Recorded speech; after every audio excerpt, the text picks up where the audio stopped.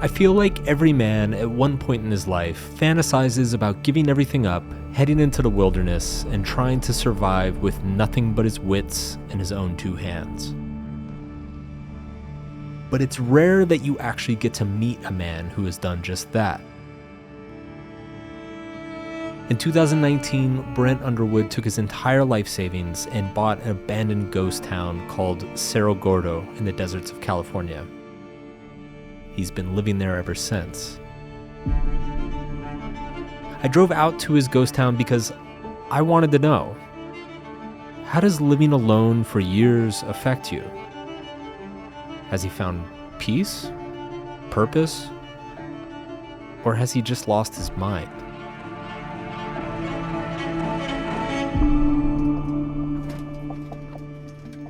Come on, come and get it. I'll entertain myself for hours trying to catch the chicken. There's one of the white ones likes to be caught. When they run out of food, they start eating clothes. Uh-oh. Take it. You're a hungry girl, come on.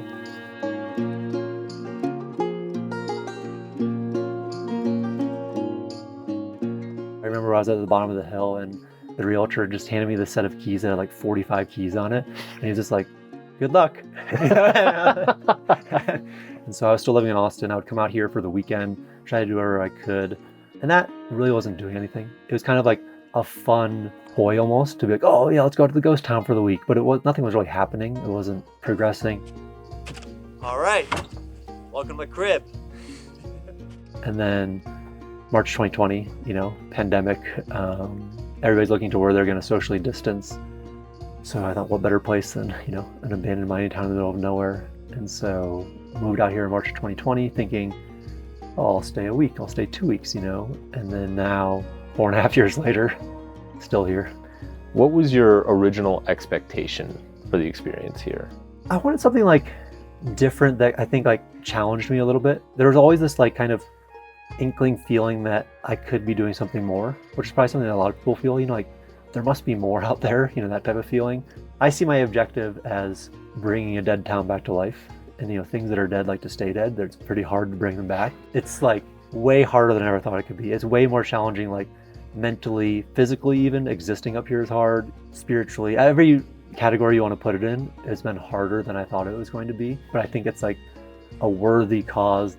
I mean, it seems like you're kind of a steward now of this town's story and its history and all the people who lived here. Do you feel responsibility for that? Does that feel very meaningful? Yeah, it feels really meaningful. Like there's nowhere else I'd rather be. I could be other places, but I just really enjoy being up here. I like the things that I've grown into loving, if that makes sense. Like the new skills, the hobbies, the different things that I've been doing up here.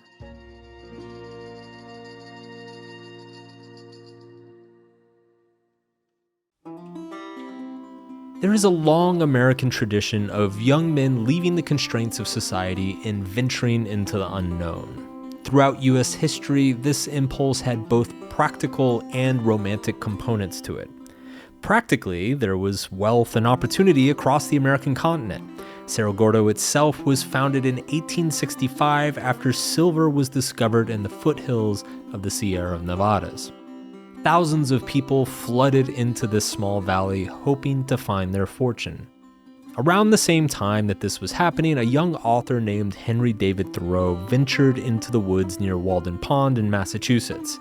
For 2 years, he lived in isolation in nature. His book, Walden, extolled the virtues of removing oneself from society, claiming that freedom can only truly be known when one is free of social constraints. But as I spent time with Brent, neither of these two explanations seemed to really apply to him. On the one hand, he had lost a small fortune on Cerro Gordo. On the other, I detected no romanticism in his isolation. On the contrary, it just kind of made him seem a little bit weird. The minds are really important to understand. And the more that I understand them, the more I can kind of like walk in the shadows of where the miners used to be. I feel like the more connected to something larger than just my time. And I think that like that connection to something larger is something that I was probably looking for without knowing it, I think, coming into the project. How the hell did you get this out here? Slowly. Slowly? Slowly. Just dragged it inch by inch. This is one of the first things I did. got your snowman. I celebrated Christmas back here one year, which is terribly sad when I say it out loud. You know, but Do you ever like reach the point where you feel like you're going to crazy town? Like you start talking to people who aren't there and yeah, there was a time, this was early in my time here, that I got real into the two crows that live here called Heckle and Jekyll in my mind. I got real into like dumping on them whatever I was going through. And so like, it's like, and then at that point in time, I was like really letting the beard grow out too, you know? So it was like full beard, talking to crows, you know, and a friend of mine actually called me and I was like, oh, I haven't seen Heckle or Jekyll yet today. He's like, what are you talking about? And I kind of like zoomed it out, you know, where it's like my days had revolved around conversations with birds.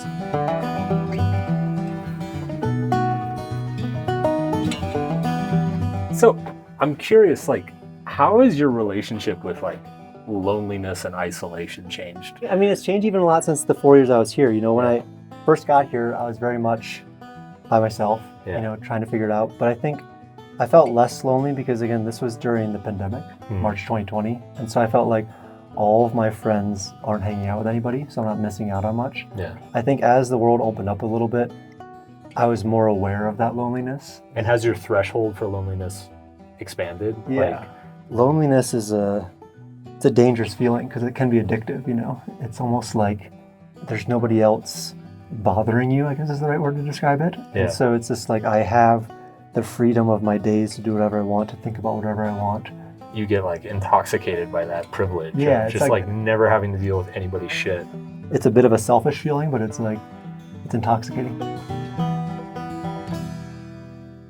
A lot of people like romanticize getting out, going out to the desert or the woods or the mountains and just leaving everything behind. Yeah. It's escapism. I think Yeah. that's like a big appeal of the idea of like lone man in the wilderness Yeah. is that like all of my problems will be left behind wherever I leave them, and I'll go to the woods and they won't follow me. Yeah. Maybe for the first day you're like, wow, you know, like my phone's not ringing. Yeah. The same anxieties, the same stress, the same issues still exist. Running to any mountaintop is not going to necessarily solve your problems.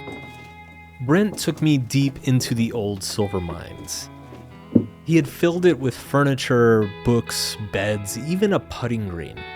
Yeah, this might not seem like much, but this took a decent amount of time This is to create back here. It's the rocks. The rocks. totally the rocks. Rocks. He went on to tell me that he spent most of the first year in Cerro Gordo exploring the nearly 30 miles worth of tunnels underneath the town. Like a proverbial monk in a cave, he often sat alone in his mines, reading books by flashlight. Something about the darkness and simplicity seemed to calm him. As for me, by the end of the first day at Cerro Gordo, I could feel the boredom setting in. Aside from shooting this video, there was, well, not a whole lot to do. Woo! Oh. The entire town consists of maybe half a dozen buildings and a couple shacks.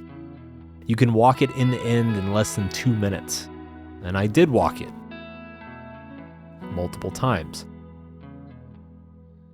Sure, the mines are really cool and the views are stunning. And you can kind of zen out in the desert for a while. But I'm sad to report that my dopamine-fueled monkey brain did not find peace or solace among the rocks and the dirt. I mostly just found boredom.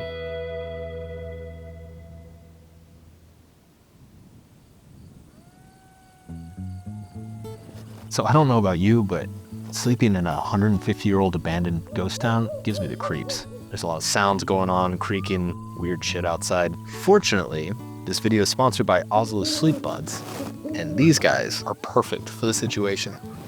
These sleep buds are super high quality, really comfortable. You don't even notice that they're in your ears while you sleep. And the coolest thing is that you can play all sorts of different background noises. You can play white noise, you can have raindrops, wind blowing, nature sounds, or you can play music while you sleep. People don't realize that there is a massive amount of research behind sleep quality and just general quality of life. It's one of the easiest things you can do to improve both your physical health and your mental health. That's why I always make sure to sleep with an eye mask and some form of earplug. These things are super high quality, they come in a beautiful case, and they were crowdfunded by their own customers on Indiegogo. So I'm super grateful they sent me a case. They're really cool. I enjoy sleeping with them. Check them out. Link is in the description. Time for me to go to bed.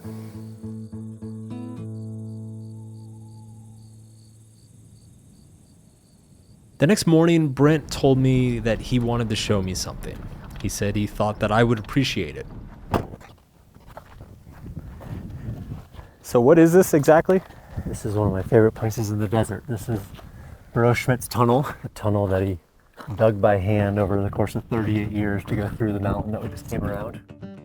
In 1906, William Burrow Schmidt began digging a tunnel through the El Paso Mountains by hand. His goal was to provide an easier route for the mines to reach the coast through the mountains. After digging for 14 years, in 1920 a road was built around the mountains, immediately rendering Schmidt's tunnel useless. Yet, he continued digging. 38 years after beginning, Schmidt finally finished his tunnel.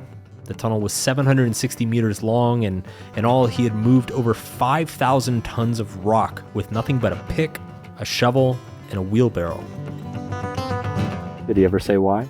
No, I guess pretty much the day after he finished, he kind of just packed up his stuff and left after 38 years. And no ore was ever sent through the mountain. There's like a weird admiration for the principle of like, I started digging this tunnel, I'm gonna finish it, even if it has no use. In my opinion, it wasn't really about the transportation. It was about finding a purpose.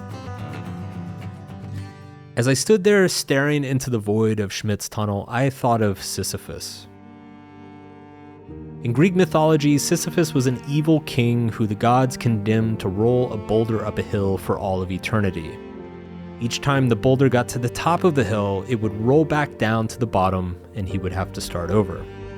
In his classic essay, The Myth of Sisyphus, the existential philosopher Camus argued that, in effect, we are all rolling our proverbial boulders up meaningless hills, that all human action is ultimately empty in the face of an indifferent universe, that there is no predetermined point to existence, only what we make of it.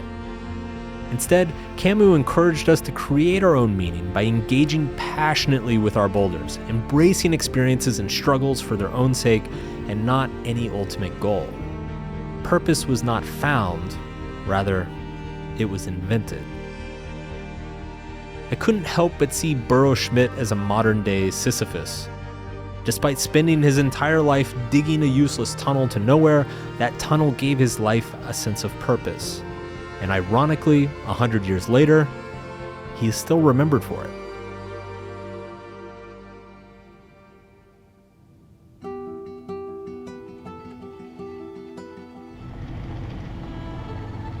After you, sir.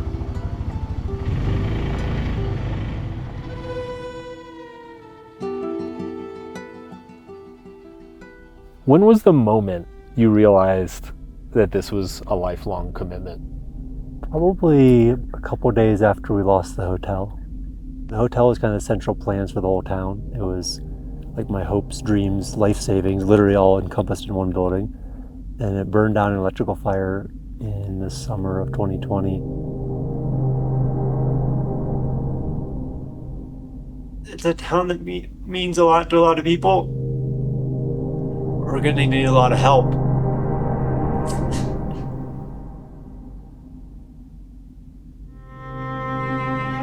It's kind of like one of those moments where I was on that path towards this could be it, and then the it disappeared in some ways. And so then it was either abandon ship, which probably would have been the easier mode, or like double down and commit that like this definitely is it. The philosopher Soren Kierkegaard wrote in his seminal book Fear and Trembling that we are all confronted with a moment in our lives where we must give ourselves over completely to something. This surrender to some greater cause or movement or person or religion or place, it is not only necessary to give our lives a sense of meaning and purpose, but deep down we all crave to surrender ourselves. Kierkegaard wrote that surrendering to something will always appear irrational on the surface, and often it will initially feel wrong. As a result, finding meaning or purpose requires a leap of faith, a willingness to give yourself over to the absurdity of something without knowing if it will ever be worth it. This leap of faith, because it's inherently irrational, brings buckets of anxiety along with it.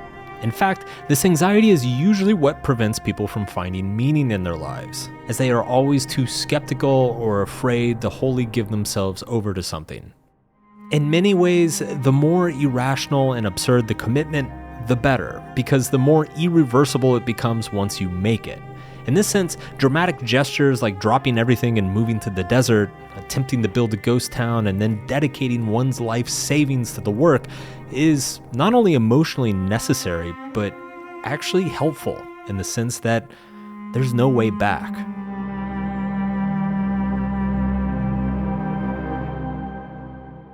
Do you think that no way back moment is necessary to feel that sense of purpose?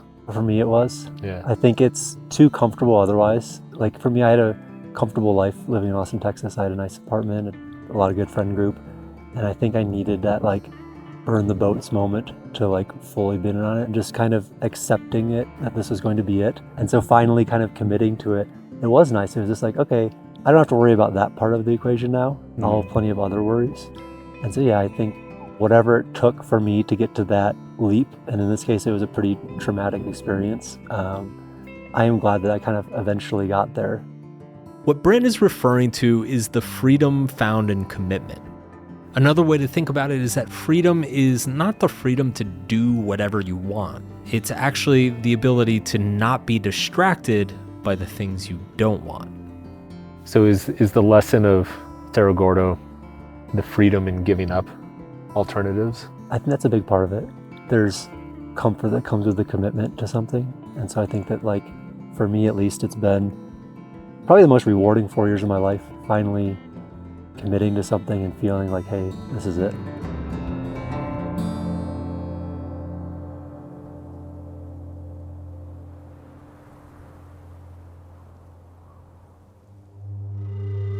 The more time I spent with him, the more I couldn't shake the feeling that Brent was, in a way, kind of like Burrow Schmidt. Here was a man who set out upon a seemingly impossible and borderline absurd task: revitalize a ghost town in the middle of nowhere. The project would likely take decades. And for what? For what gain? On the one hand, it was kind of impressive. Brent had developed a dizzying level of arcane knowledge about silver mining, 19th century Californian history, and even the chemistry of dynamite and smelting ore. It's all zinc that's been pulled out of the solution. That dial is how deep they are underground. Tools were air powered, and they would just stack them out of the way. They would look for what's called float. They stopped using square nails around 1900. 200, 400, 500, 700, 900. Dynamite legally had to be behind 2 locked doors. Blue smithsonite is almost like a gemstone these days. But on the other hand, this knowledge served no real utility or purpose in 2024. It was like digging a tunnel that a road had already been built around. But I can't knock Brent because, after all, am I so different? Most of the things I spend my time on probably won't matter decades from now, yet I still love doing them anyway. In the end, Brent found the boulder that he's happy pushing. Have you?